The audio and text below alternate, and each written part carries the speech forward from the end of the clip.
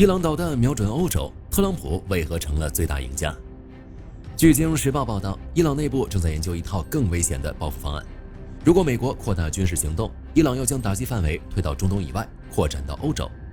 伊朗的逻辑很简单，任何被美军用来攻打伊朗的基地都是合法打击目标。按照这个逻辑，那伊朗的这份打击名单波及范围恐怕比许多人想象的还要大，而且可以划分为3个梯队。第一梯队就是那些帮了美国忙的国家，这些国家最危险。保加利亚的贝兹梅尔空军基地排在第1位。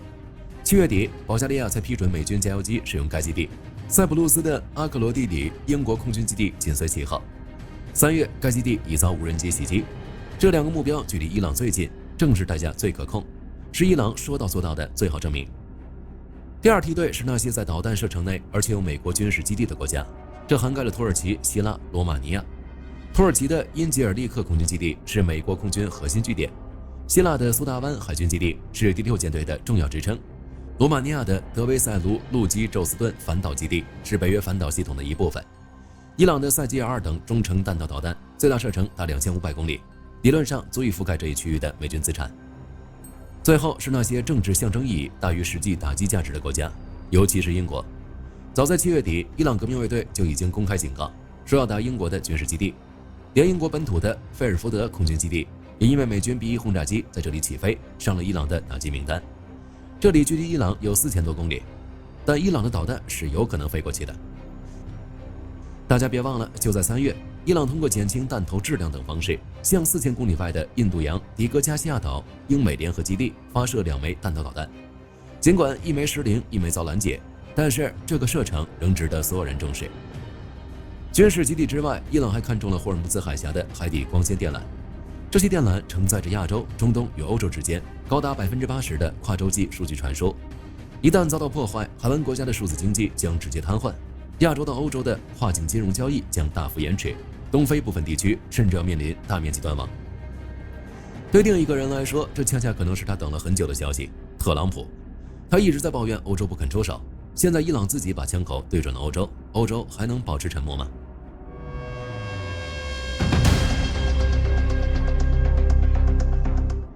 其实特朗普需要的也不是伊朗真的开火，而是伊朗的威胁，让欧洲无法继续保持模糊立场。7月底，美国正式开始重新评估驻欧力量布局，评估持续6个月。赫格塞斯6月就预告过，有些国家会不及格，有些会高分通过。表面上看是一次军事调整，但实际上美国正在重新计算一个问题：如果未来欧洲安全压力继续上升，美国还能依靠哪些盟友？半岛电视台曝光了一份3页文件，更直接暴露了特朗普政府的真实想法，标题叫“给北约盟国及其他关键利益攸关方的问题”。表面上是问卷，实际上是审判书。问题包括盟友是否公开支持美国外交政策优先事项，是否对美国使用其境内基地和飞越领空设置了限制，是否愿意减少或取消这些限制，是否支持特朗普政府的北约 3.0 概念，即美国提供更加有限的支持，欧洲承担更多防务责任。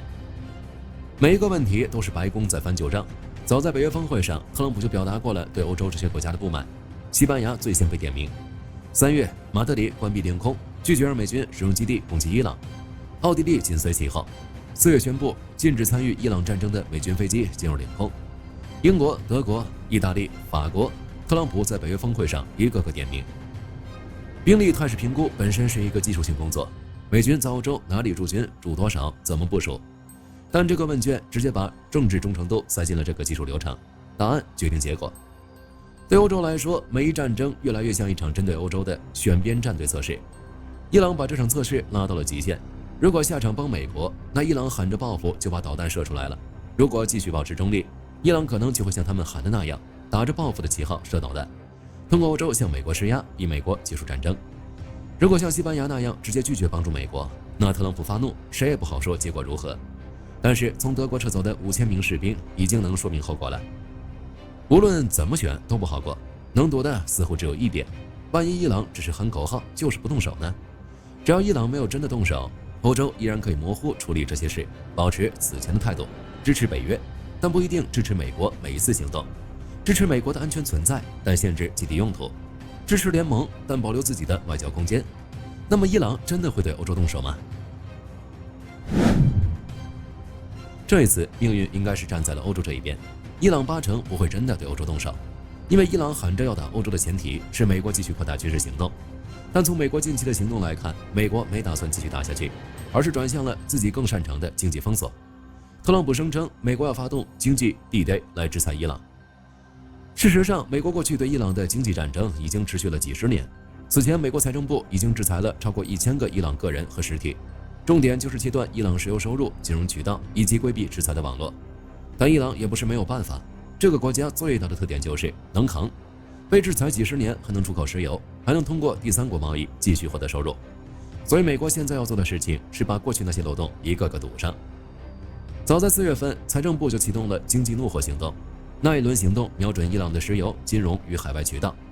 最开始是影子舰队，目标包括伊朗石油大亨、相关公司以及运输船，然后向外扩散，开始针对伊朗石油出口背后的全球网络，制裁了至少40家运输企业和船只，打掉伊朗的石油输入之后，紧跟着就是那些影子银行。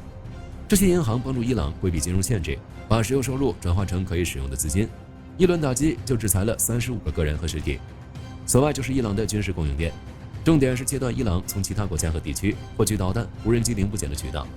这一系列行动不仅冻结了伊朗许多海外资产，还对伊朗造成了数十亿美元的潜在损失。到8月，行动只会进一步升级。结合特朗普的发言，任何允许金融机构、企业向伊朗提供支持的国家，都将面临巨大的经济后果。美国这一轮制裁的行动方向已经很明朗了，第三方。其实美国很清楚，过去几十年伊朗为什么能扛过一轮又一轮制裁，不是因为美国制裁无效，而是第三方的存在给了伊朗无数喘息空间。接下来如果要继续封锁伊朗，只有一个方向，打击第三方。这其实就是美国最熟悉的打法，二级制裁。你可以不喜欢美国，但你很难绕开美元体系。一家银行如果被切断美元结算，一家企业如果无法进入美国市场，它承担的成本可能比和伊朗做生意赚的钱更高。而阿联酋恰恰处在这个矛盾中心，阿联酋一直是伊朗重要的贸易节点，大量伊朗企业通过阿联酋进行转口贸易。与此同时，阿联酋也和美国保持着友好关系，两国在能源、人工智能等领域展开了深入合作。如果美国铁了心要打第三方，阿联酋能躲过吗？从这个角度看，阿联酋切断和伊朗的贸易往来这件事恐怕不是偶然。伊朗的导弹袭击或许只是给了阿联酋最好的甩掉伊朗的借口。而当阿联酋这样的贸易节点开始后退时，伊朗还能依靠哪些外部渠道？答案并不乐观。回过头来看，美国对伊朗的经济封锁恰恰是欧洲的缓冲空间。至少在短期内，只要美国不主动升级战争，伊朗就不太可能对欧洲动手。但对欧洲来说，压力依旧山大，因为欧洲东翼还有一个俄罗斯。俄罗斯对欧洲的侵扰基本就没停过，现在它盯上了欧洲的2大领域：能源、军工。先说能源，8月20日，黑海一艘商船在罗马尼亚专属经济区发现海面上有个东西，离海王星深海天然气田只有几百米，离得越近看得越清楚，是装了炸药的无人机。此时平台上有数百名工人在作业。罗马尼亚国防部长拉杜米尔乌策立即成立危机指挥部，2架 F-16紧急升空，机炮开火摧毁了目标。罗马尼亚通过直接渠道找基辅确认了，不是乌克兰的，那就只能是俄罗斯的。俄罗斯无人机侵扰欧洲各国不是什么新鲜事儿，关键在于这段时间以来，海王星深海天然气田附近的无人机活动明显增多。据防务博客报道，事发1周前，罗马尼亚海军潜水员在该项目附近通过可控引爆摧毁了2架非洲举无人机，这足以可见俄罗斯的企图。他们的目标就是海王星深海天然气田，目标是打掉欧洲的能源自主。这个项目距离罗马尼亚海岸约160公里，储量超过1000亿立方米天然气，是欧洲摆脱俄罗斯能源依赖的重要一步，预计2027年正式投产。届时，罗马尼亚就有希望从天然气净进口国转变为净出口国，而欧洲也不必完全依赖俄罗斯。俄罗斯捏着能源命门来威胁欧洲的时代可以宣告结束了，这就是俄罗斯急着打过来的原因。再说军工，欧洲军工企业向乌克兰提供武器不是秘密。就在前些天，爱沙尼亚米尔勒姆机器人公司遭到蓄意纵火。这家企业长期为乌克兰提供无人地面车辆，案件调查方向之一就是俄罗斯相关势力。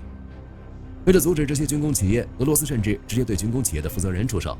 德国国防科技公司多瑙钢铁，这家公司专门给乌克兰生产无人机。它的创始人史蒂芬·图曼在8月首次披露了自己的经历。早在2025年12月，德国安全部门才找到他，告诉他被俄罗斯盯上了。一次性特工对他的住所和公司进行秘密监视和拍照，连手段都想好了，诺维乔克神经毒剂，苏联研制的东西，皮肤沾上一点就是死。从那以后，他的生活彻底变了，24小时贴身保护，不断变换住所。如果这一切听起来耳熟，那是因为2024年已经发生过一次了。当时，美国情报机构向德国通报，俄罗斯盯上了莱茵金属 CEO 阿明·帕伯格。莱茵金属是德国最大的军工集团，也是乌克兰弹药和装甲车的主要供应商。由美国事先告知，俄罗斯的行动自然没有成功，但帕伯格如今是德国保护级别最高的人之一，甚至这些只是个别案例，我们不知道俄罗斯到底盯上了多少类似的高管。俄罗斯这套打法如果成功了，那就是警告，告诉欧洲军工企业给乌克兰生产武器就是这种下场；如果没有成功，也是震慑。如果欧洲企业开始担心生产武器会不会带来个人风险，那俄罗斯就达到了目的。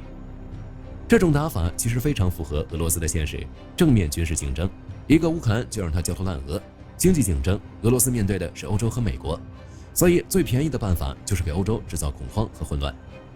到这里，许多朋友应该能够看出来，不管是美国、俄罗斯还是伊朗带来的压力，都给欧洲提出了一个要求：国防自主。伊朗发出威胁的第二天，吕特和保加利亚总理拉德夫通了电话，亮明了他的态度：第一，北约有防御能力；3月，伊朗向土耳其发射弹道导弹，北约的防空系统成功拦住了；第二，别忘了第5条集体防御原则，任何对保加利亚的攻击都视为对整个北约的攻击。等于说，吕特确认了，只要伊朗敢打保加利亚，那就会触发北约第5条，伊朗将要面对北约所有成员国。而面对俄罗斯的威胁，冯德莱恩则再次提起了防务自主化这个话题。欧洲正在推进2030准备议程，这是2025年就提出的议程，目标非常明确，筹集8000亿欧元，到2030年前提升欧洲自身防御能力，补齐关键军事缺口，扩大欧洲军工生产，强制规定联合采购至少65%来自欧洲本土企业。这还是军工方面的备战，但俄罗斯随时可能越界，欧洲自然也要早做准备。据德国图片报报道，北约已经制定了一份针对俄罗斯的详细作战计划，代号北约陆战构想。在这一套构想里，欧洲是实打实的主角。按照这份操作手册，如果俄罗斯对波罗的海国家发起进攻，先用导弹和无人机洗地，然后坦克装甲车推进，北约的回应只有一个字：打。战斗机和无人机第一时间升空，优先打击加里宁格勒这块俄罗斯飞地，夹在波兰和立陶宛之间，部署了不少导弹和防空系统。打掉加里宁格勒，俄罗斯在波罗的海的军事支点就塌了一半。而北约需要沿俄罗斯与白俄罗斯的边境建立无人区，这是一条纯无人系统防御带，无人机巡逻，无人战车值守，没有北约士兵直接驻扎。俄军如果要动，迎接他们的是成群结队的无人机。然后北约要对俄罗斯进行纵深打击，建立空中桥梁，用飞机把无人机和机器人系统直接运进俄罗斯境内，专打俄军补给线、军事设施和国防工业设施，旨在瘫痪俄军。这全是从乌克兰身上学来的经验。这份计划披露第2天，大动作就来了。北约各国在同一天内，在俄罗斯的不同方向举行了2场演习，一场在波兰东北部，加里宁格勒正西方，美国、挪威、波兰是主要参与者，土耳其、意大利、英国、德国、立陶宛各自派了战机前往。另一场在罗马尼亚，法国、意大利、卢森堡、比利时、葡萄牙、西班牙、罗马尼亚等7个国家参与。勒克莱尔坦克、意大利公羊坦克、凯撒斯型火炮齐上，瞄准黑海区域进行围射。前天公布作战计划，第2天就在相关区域演习，大家会相信这是巧合吗？这一切动作背后，欧洲正在完成一个转变。如特朗普所愿，欧洲在承担更多防务责任。只是面对特朗普给的压力问卷，欧洲也必须面对一件事：国防自主已经不够了，接下来应该看的是战略自主。好了，本期视频就到这里了，大家觉得美国会如何调整驻欧力量？欢迎在视频下方留言讨论。最后别忘了点赞关注，我是火力军，下期见。好的，各位观众朋友们，